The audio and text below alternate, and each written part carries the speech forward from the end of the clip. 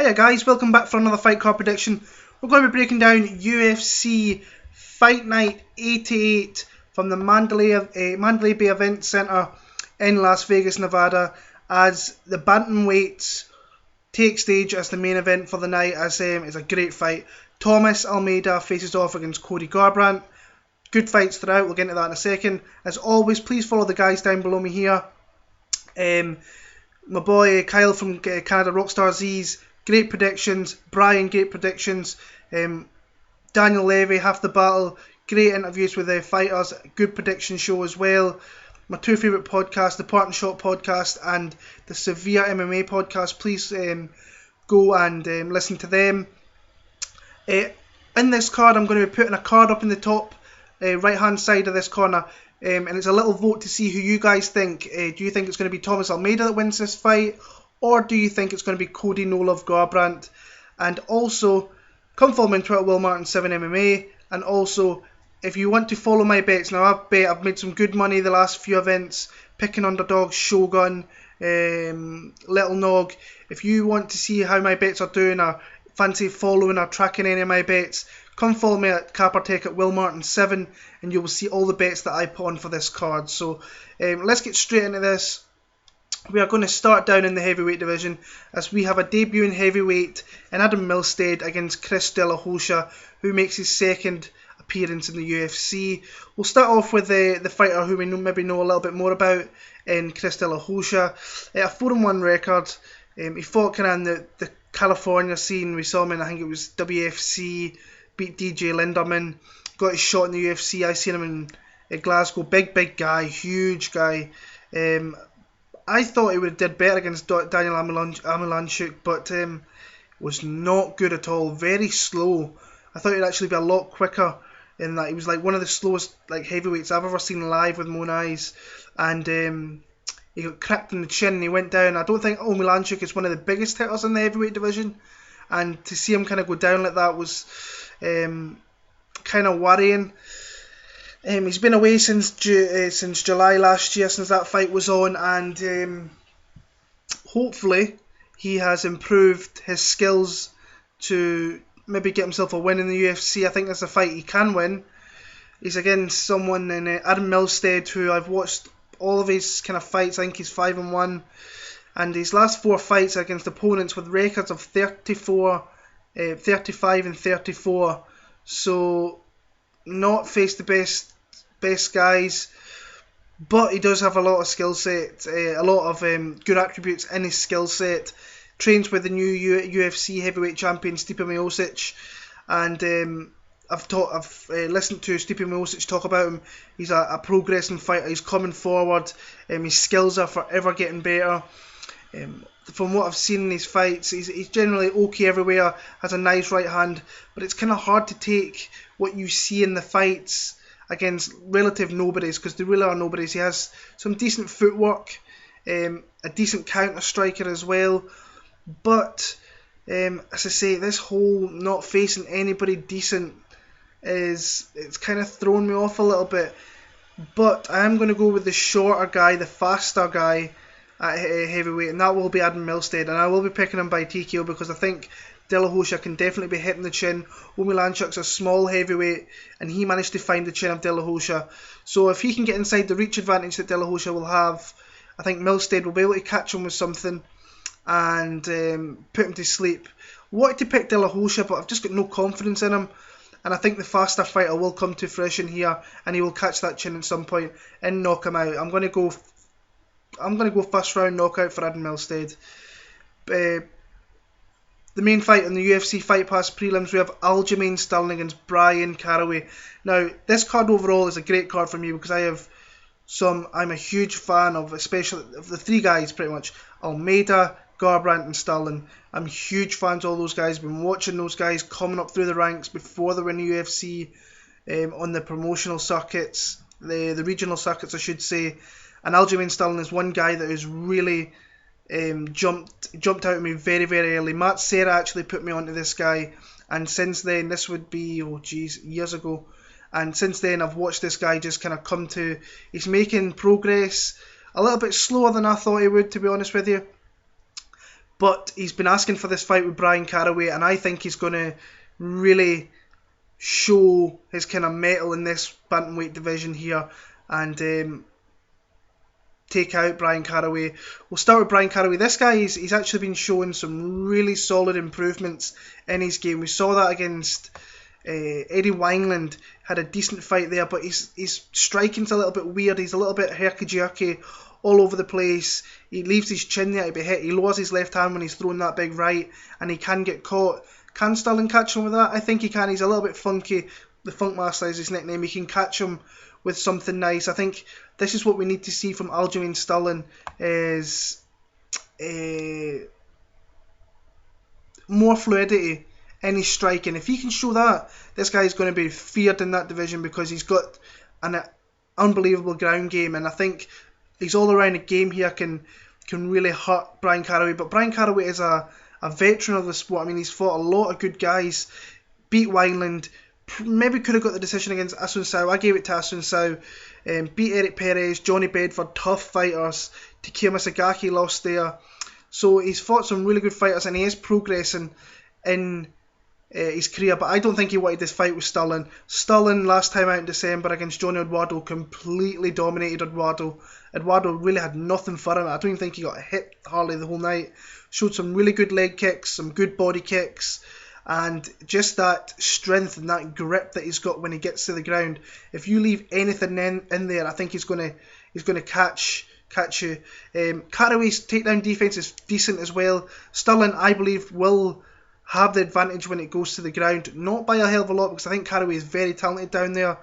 On the feet, I give it to Sterling. On the bottom, on the ground, I give it to him as well. I can see Aljamain Sterling potentially catching Bryan Caraway in a submission. It's a bit of a ballsy pick, this one, but I'm going to go Aljamain Sterling via submission in round number 3. If not, I can see him getting a pretty dominant decision here, so Aljamain Sterling for me there. Moving on to the Fox Sports 1 card with Erik Koch against Shane Campbell. I mean, Erik Koch, this guy's been out. It's actually great to see him back, first of all. 2 years out.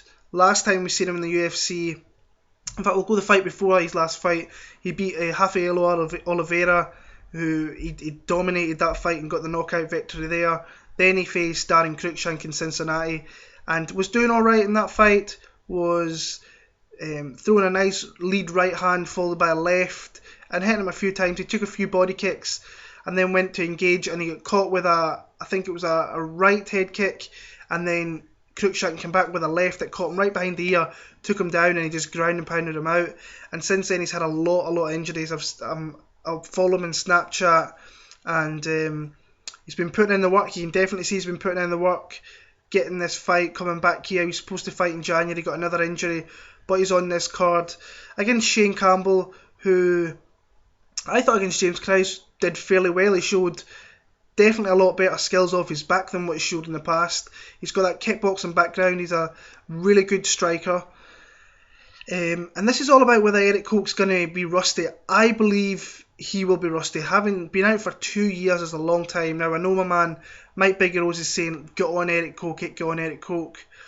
And I want to, but Shane Campbell, I think, has got a style where he could potentially catch Koch with some counter strikes and kind of add up the points there. Do I see him stopping Erik Koch? I don't see it. I think Koch's a tough guy to take out.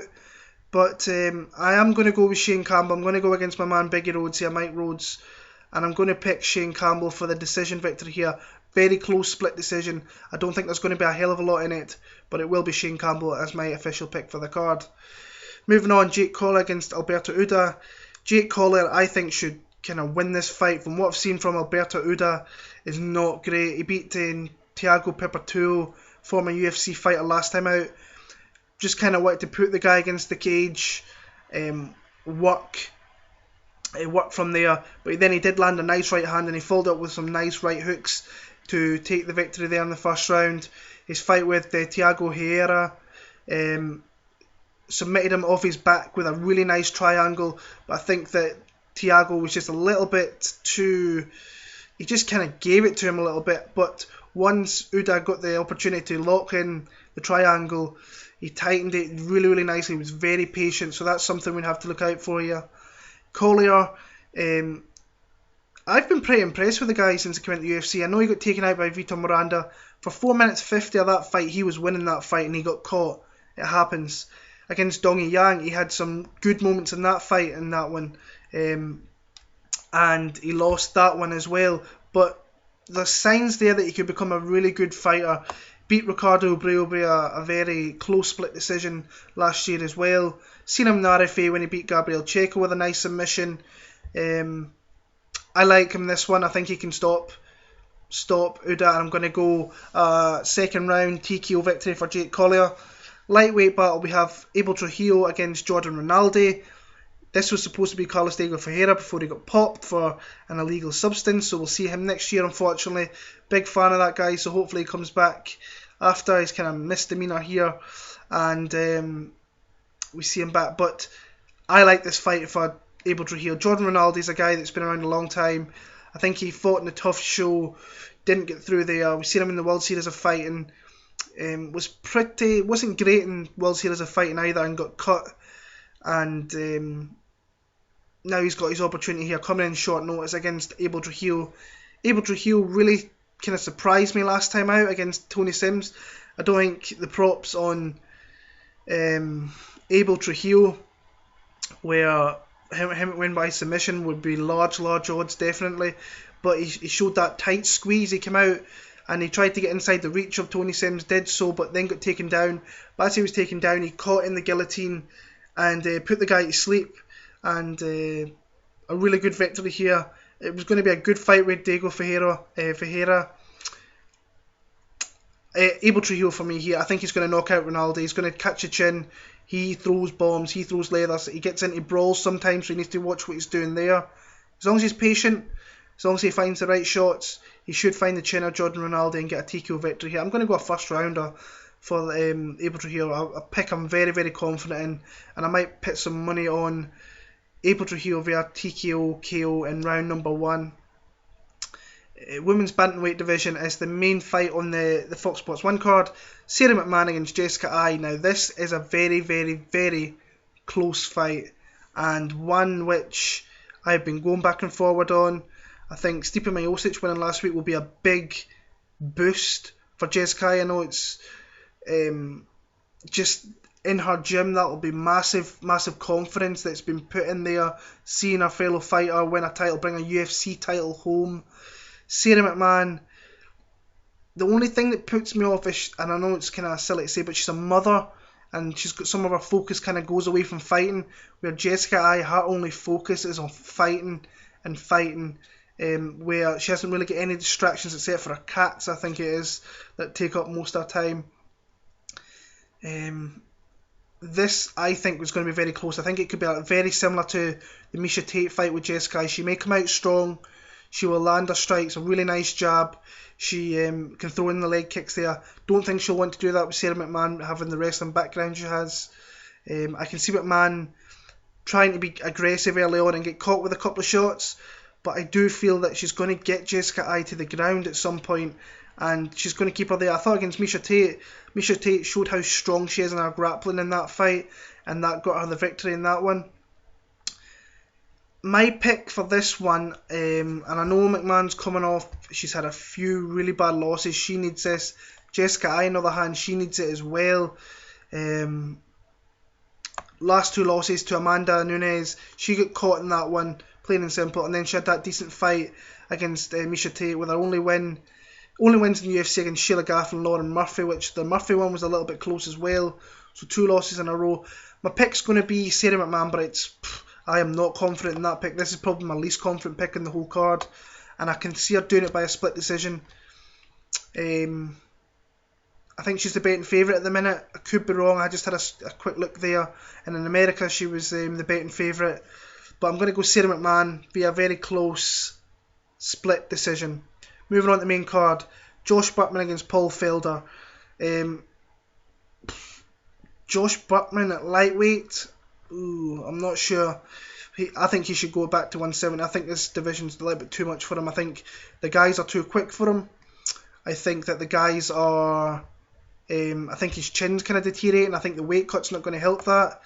Patrick Cote took him out last time in a fight which was very close. He could have been winning that one. I don't know. Very, very close. Beat KJ Noons last time out via unanimous decision. Got some nice takedowns in that one. And delivered some nice ground and pound to get the victory there.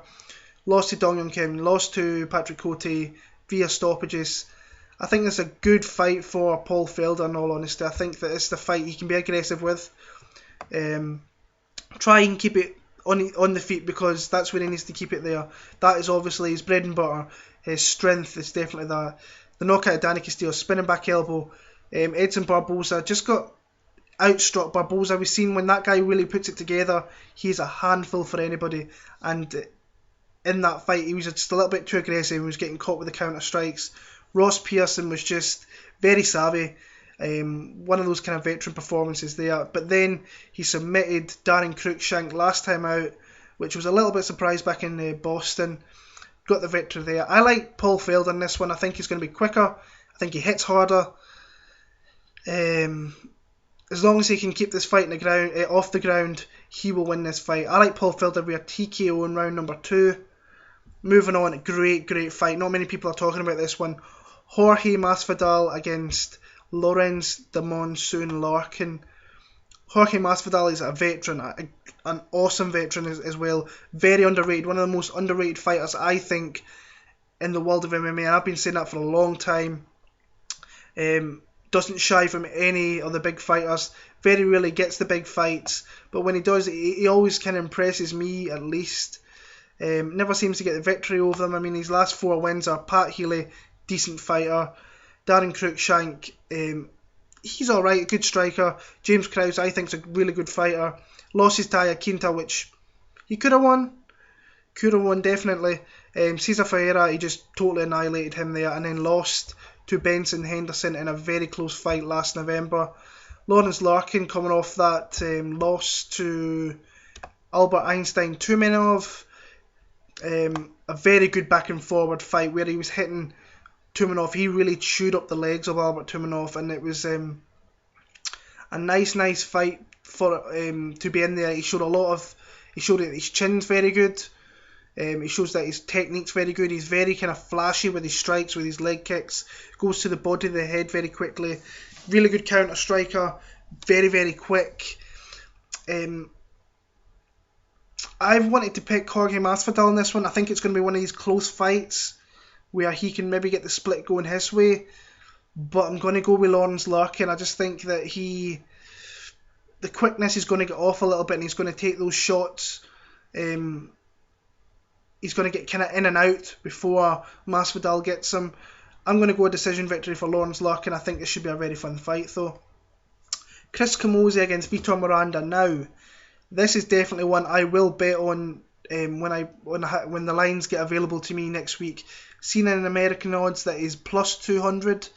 That is a shot for me. I've took shots in the last 4 cards. Razor Madadi was an underdog, he came through. Gunnar Nelson came through. Last week I had Renato Moicano. I didn't bet Shogun, which I should have done. I bet Little Nog though, so plus 200. I think it's worth the shot here in Chris Camozzi. Vitor Miranda, very good striker, but I think his gas tank is limited. You watch his fights and he gasses very quickly. Last time out against Marcelo Gamirez, started off very quickly, but Gamirez was really only wanting to push the fight against the fence, and once Miranda started to turn that fight away, he started to land some big shots, and in the second round he took out Gamirez. I think Chris Camozzi, I don't think he's ever been knocked out.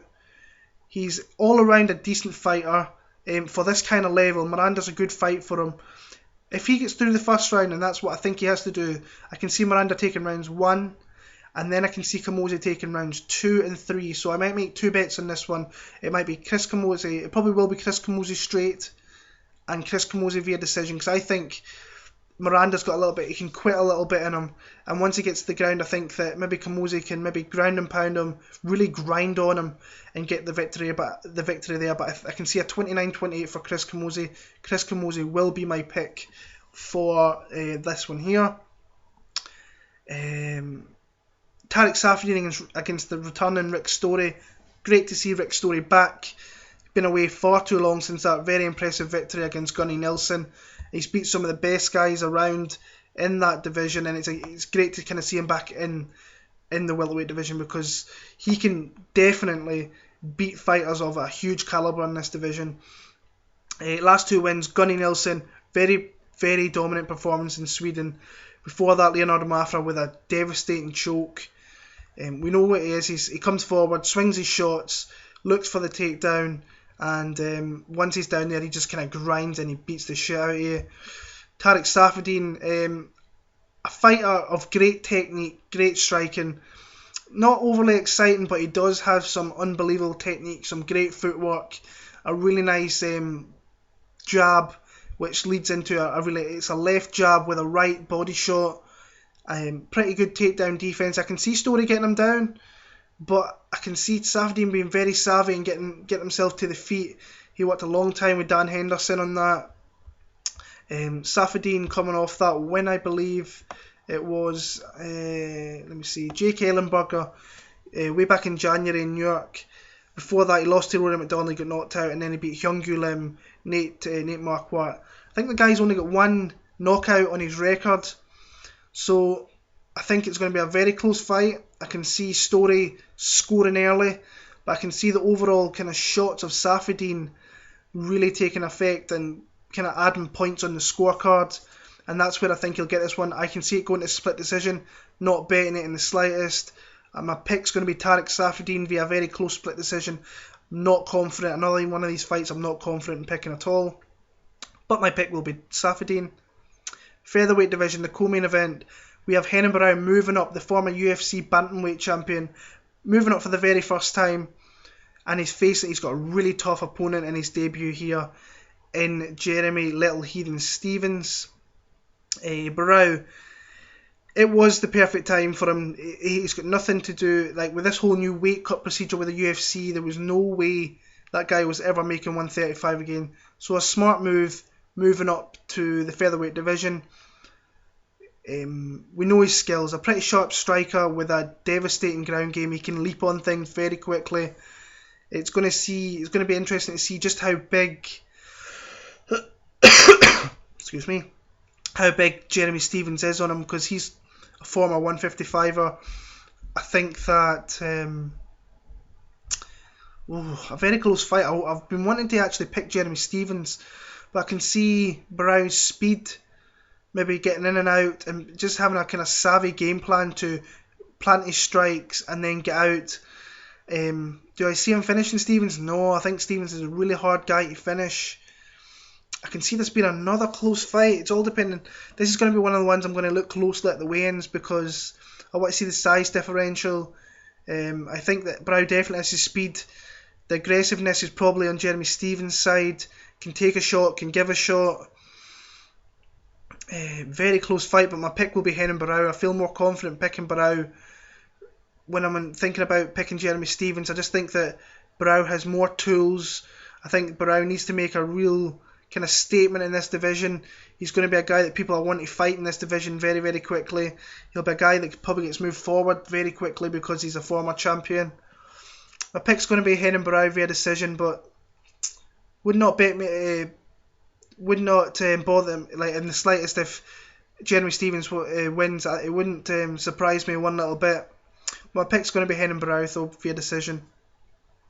And the main event, we have Thomas Tominhas de Almeida against Cody No Love Garbrandt. Now, if you've been following me on Twitter for the last God knows how many months, this is the fight I have been waiting for, and this is my favourite fight between now to UFC 201, which has been announced of Lawler and Woodley. DG against Wilson Heist. This is the fight I am looking forward to.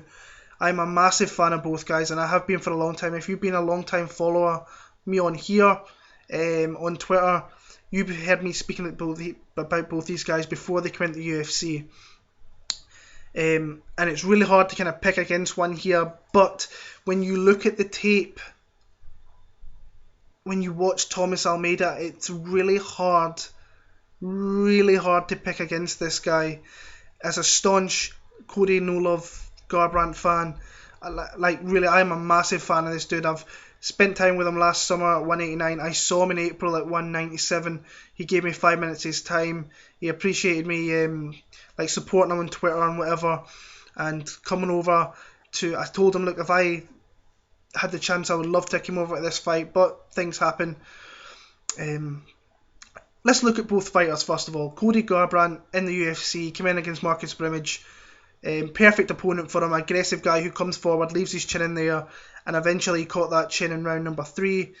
Henry Briones, I was expecting a lot more from him, I must admit. I think he was expecting, he told me on the Sunday after the event, he was expecting more, but Briones was just one of those veteran guys. He just couldn't get the timing and couldn't get off properly on him. And then last time out against Augusto Mendes, that was a fight made for him. It was a catchweight 142, short notice fight. Mendes had nothing on the feet for this guy, and he planted him with a huge shot to win in the first round. Thomas Almeida, this guy is just like amazing to kind of watch. Tim Gorman, he beat him. Then there was who was there? Yves Dubrain. There was him.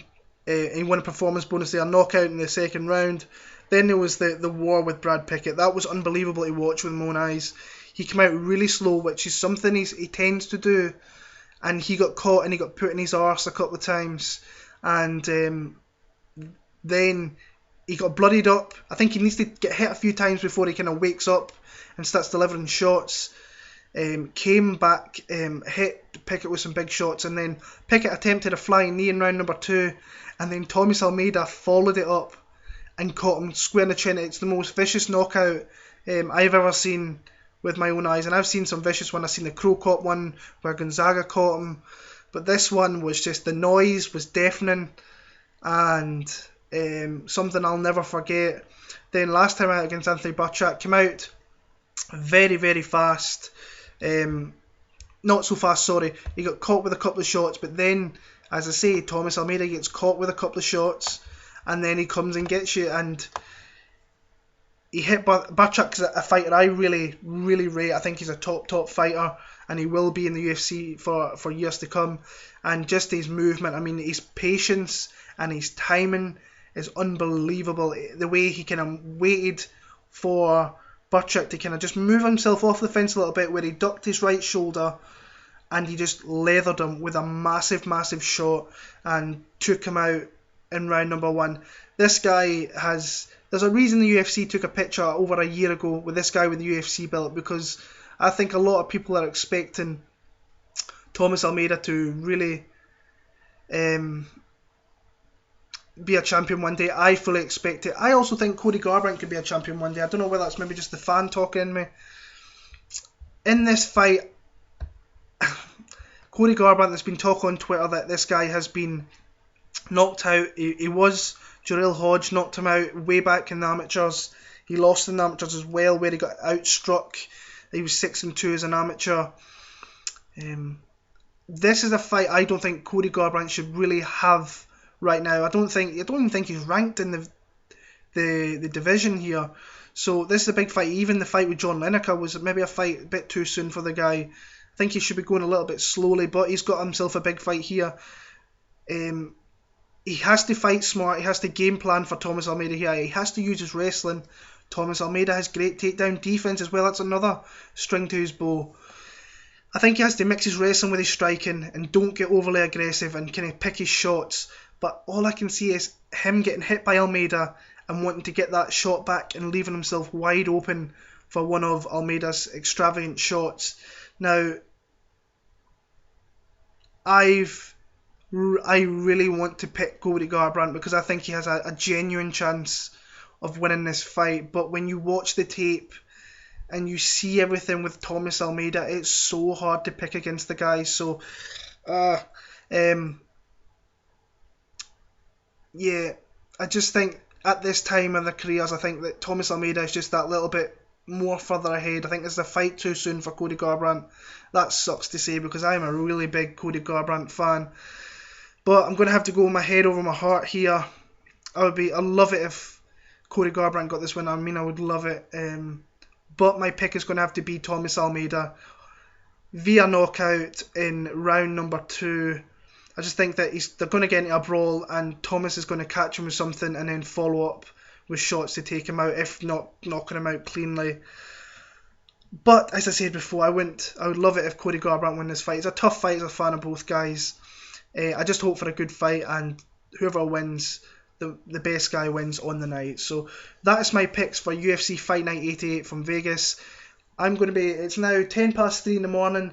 I'm going to do a little bit of tape work for UFC 199, and then on Sunday when I have a day off work, which is quite nice, don't get that too many of those, I'm going to do my predictions for UFC 199, Cruz v Faber 3. Now it's Michael Bisping against Luke Rockhold.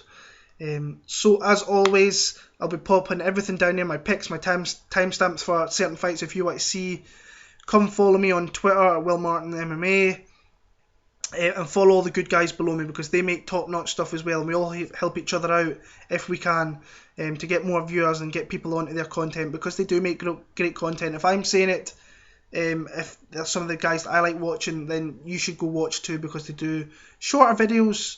They talk a little bit more in depth maybe than what I do. So go follow those guys. Enjoy their podcast, like and comment on them, and I'll be back in a couple of days for UFC 199. It's been a pleasure talking about these fights here, guys. Remember the button up in the top there, picking Garbrandt. It's a card. You either pick Garbrandt or Almeida. And come and subscribe to my channel and leave all your comments in the comment box below, and I will get back to you as soon as I can. Take care, and I will see you all when this fight comes around.